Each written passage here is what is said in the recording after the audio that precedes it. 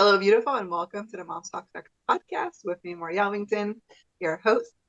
I'm so excited and honored that you're here today to talk sex with me and the beautiful Monica. Hey, Monica. Hello, hello. So happy to be here with you. I'm so happy that you're here. I know this conversation is going to bring some awareness. It's going to share some tools, and it's really going to maybe open the way you think and see the world when it comes to sex, bedroom, and everything in between. So we're just going to dive right in. Monica, how about you tell us a little bit about who you are and what you do? Yeah. Like you said, my name is Monica Tanner. I am married to a wonderfully hunky man. We are about to celebrate our 22nd anniversary. We have four amazing children. The oldest is 20 and the youngest is 12. We are super busy, lots of teenage activity in our house. And I'm also now to the point where I understand where all of those, moms of older kids are like, it goes so fast. And I was like, no, it doesn't. And now I'm like, yes, it does. So I totally get it when they're like, it's such a small amount of time that they're in your home. And so I'm really starting to appreciate the ones I have left at home and the time I have left with them.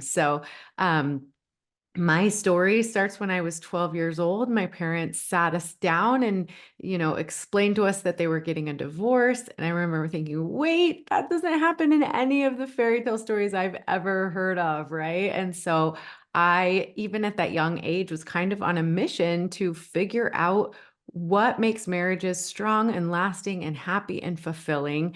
And I studied it in college and I still study it today.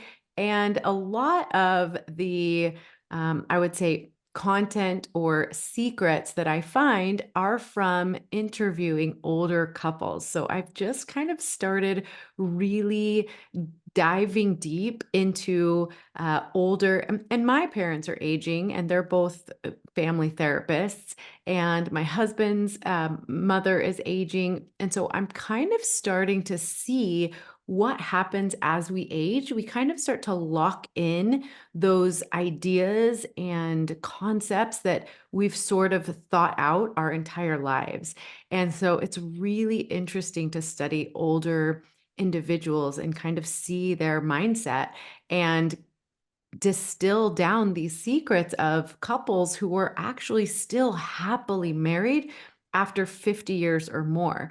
And another thing I've kind of learned is happily married couples, they live longer and Yeah. they live longer together. And so there are lots and lots of things that we can learn from those couples. And I've also learned the couples that are not happy together, they don't like to be interviewed. So that's really interesting as well, because I've had a lot of couples turn me down, and they're the type of couples that people would describe as they stayed together, but they weren't necessarily happy. So, all interesting data. Wow. So I'm really curious, like from all this data you collected, I'm sure you have some amazing insight as to what it is that actually keeps us together and in love and caring for each other and growing together and growing old together. So what would you say, I don't know, the top three, I guess? Mhm. I would say number one, couples who are happy together over decades of time, they make room in the marriage for both partners to thrive. And especially when you're talking to couples who are getting up there in age, they come from a generation where that wasn't necessarily the norm. It was kind of like the husband goes out and lives his dreams, and the wife kind of keeps the home fires burning.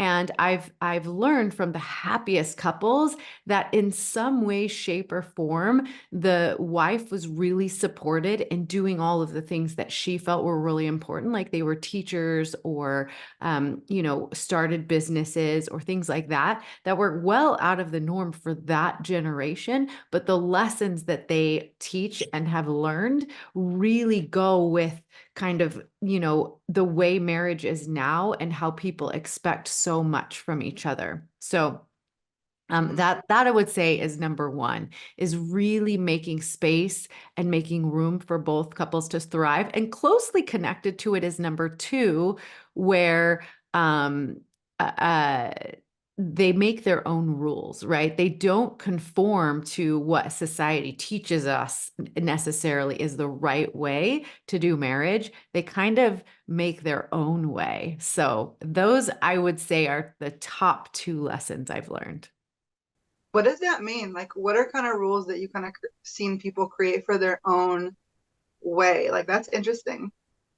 Yeah, like so just like I'm saying, like I feel like couples who have been married for over 50 years, they come from a generation where the man works, the woman stays home, the man is living his dreams and the woman just does what women are supposed to do.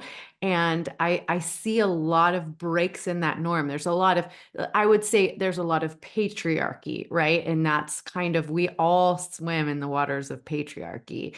But I feel like the couples that are really happy are the ones who kind of made their own rules, right? They figured out their own way of doing things where it's not necessarily like the man's in charge and he's the leader of the household. They've kind of broken the mold and showed us what it looks like to share the responsibilities of work and home life and raising the children and doing those types of things. So I feel like those couples equally value each other's contributions, whatever they may look like, even if they're outside of kind of the normal, what society would tell us is right. I love that so much. And so what I'm hearing is really almost like the women have to kind of step up, right? They have to step up. They have to, you know, say their truth. They have Yeah. to speak Well, up and claim their space in the marriage almost yeah. and their identity and deciding what makes them happy and not putting it all on the man. Yeah. Well, so I've actually been talking about this a lot lately is this power over, power under dynamic.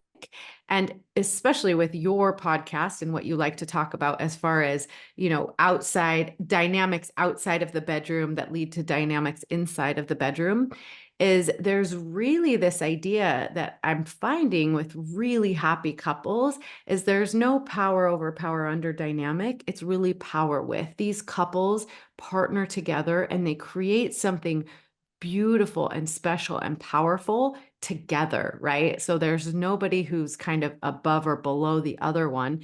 And that's not just to say, and like who has more say, but it has to do with intimacy and really valuing each other equally. So, the I think there's ways of communicating with each other and there's ways of going toe to toe with each other. It's not like just settling for what kind of the status quo is, or, my partner's just like that, or, they don't really help around the house very much, or they don't really support this or that, right? It's like, I love you too much to just be complacent with what we're naturally doing. Like these couples who really do well and thrive, both inside and outside of the bedroom, they know how to ask for what they want. They know how to ask for what they want in the marriage and they know how to ask for what they want in the bedroom.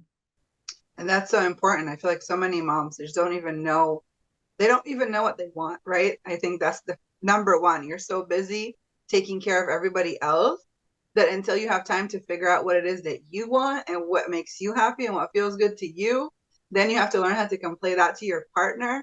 That makes it even 10 times harder. Like, how do I even say it into words? Especially if we add the baggage of shame and blame and growing up in any kind of religion. This is so wrong, right? And then we're wondering why we have such a big divorce rate. But it seems like if we just speak up and own our truth, right, and step out of the shame and blame, we would probably change a lot of stuff. It takes a lot of work, actually. So working with women is just I absolutely feel so honored and really uh love the opportunity to walk with a woman and help her find like what really lights her up, because the women who are happiest and healthiest, they are able to embrace all the different parts of themselves, and not only to embrace it themselves, but show it to their partners, right? Again, going back to that, the shame and blame you're talking about is maybe we don't fit the mold, or maybe we're not the woman that we're told we're supposed to be by, whether you're talking about well-meaning religion or culture or family of origin, whatever that might be. It's like really being able to embrace, this is who I am. I'm happy with who I am, with my talents, with my contributions, with the parts of myself, the sexual parts of myself, the intellectual parts of myself, the physical parts of myself, and really being able to show that to our partners, like, this is who I am. And it's not easy. It's not easy work, right? We do have to get through all kinds of challenges and roadblocks, both mentally and, culturally, but it's so worth the work. It's so rewarding. So rewarding. And what I see now is, I just interviewed a lady and she has been married for 27 years. Kids are out of the house. And so it's really about rediscovering what they like. And that's exactly what she was sharing. Like, it's thinking outside the walls, even of the bedroom, of what we thought we like in a bedroom, right? At 27 years, we've done it. We've pretty much done it all. And now we want to try something new, right? And she was sharing her experiences of going to a sex club and, even trying to do some swinging in their relationship. But because they have such a bond, like you said, and they're so connected, there was no power up, power down. I like that you mentioned that. And so it was just like a decision together to try new things, which I think is so great, right? Yeah, I will tell you that most of my clients, most of the couples that I work with, they are in the stage of kids leaving the house, parents getting older and, passing away. And I think that, that it's about, 50 years old or so. So you've got a lot of hormonal changes happening in a woman. You've got a lot of status changes with, your kids are leaving the house, and, a lot of us have kind of organized ourselves as, we're the mom, we take care of the kids, we do, a lot in that respect. And then our parents who are, generally healthy and there, and whatever our relationship is to our parents. And then we're now having to deal with them aging and what that looks like. And there's a lot of family of origin dynamics that come into play as our parents age, right? And it becomes a little bit of a crisis for most of us, right? We're like, who are we? What do we want? How do we rediscover ourselves in this new phase of life? And then we've got a partner who's dealing with similar things, right? And so really, being able to lean on each other, being able to communicate really openly about what we need inside and outside of the bedroom is really, really important. And for most couples, they do need some support getting through those big life transitions. Yeah, I totally agree because it seems like we have so many subconscious and conscious beliefs about aging and about, being empty nesters and what it looks like to be in your 50s and what does that come with.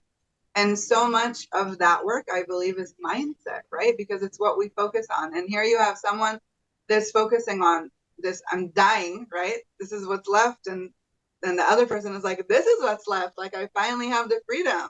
And so, how do you combine those two very clashing perspectives where, you know, yeah, that's like takes a big toll, especially on the bedroom, I feel like.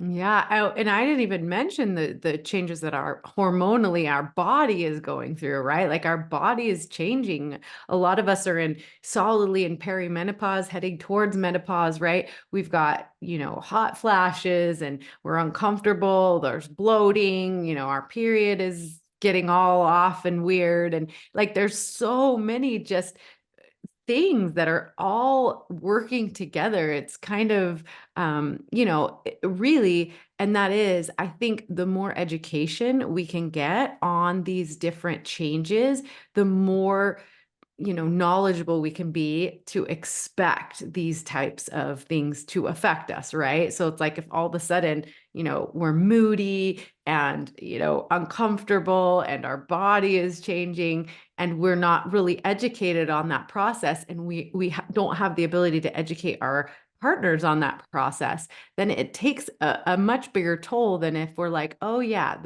there it is, right? I knew this was coming and we can get through this together as a team and those types of things. So really opening up ourselves to getting that education, following. Now, I relate this very closely to when we first get married and we have all these ideas about sex and intimacy, right? And all that we really have to go on is what we've been taught growing up and what culture and society teaches us, right? And so I love Emmeline Nagoski, who talks about, our sexual development as like a garden, right? And so when we're young, we have no control over what's planted in that garden. It could be vegetables that we don't like, flowers that we're allergic to, right? There could be all kinds of things that are in that garden. And then once we grow up and we get married, we're in charge of it now, right? So it's important that we weed out the things that aren't good for us, that aren't